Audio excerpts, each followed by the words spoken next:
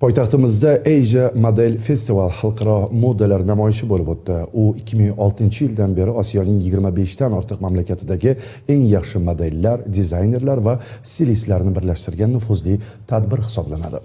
Albatta, ushbu nufuzli festivalda bir necha yillardan buyon yurtimiz ham mezbonlik qiladi.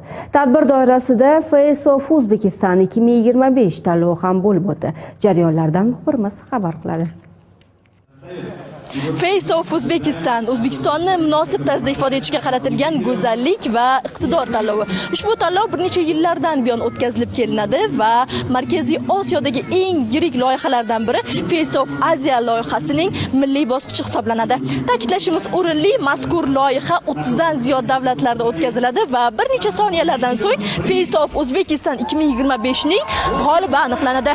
Aytib o'tishimiz joiz, yurtimizda 11-marotaba o'tkazilayotgan mazkur tanlov ishtirokchilari bir necha bosqich orqali saralanadi. Ular nafaqat tashqi qiyofasi, balki sahnadagi o'zini tutishi, shaxsiy brendi va ijodiy yondashuvi bilan ham baholanadi. Dizaynerlar esa milliy an'analar va zamonaviy modani uyg'unlashtirib, o'ziga xos kolleksiyalarni taqdim etishadi.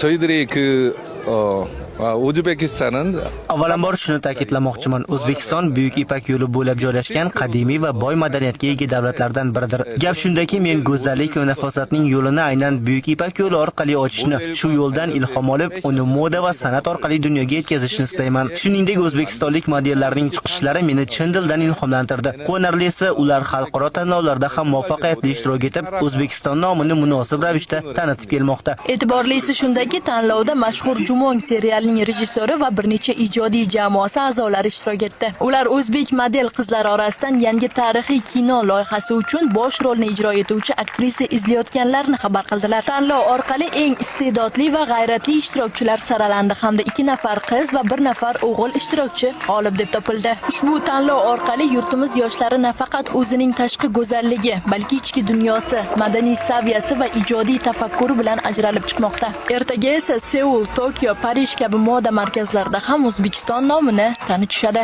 Dilnura Mamasafoyeva, Abdulla Abdusamadov, Hudud informatsion dasturi uchun.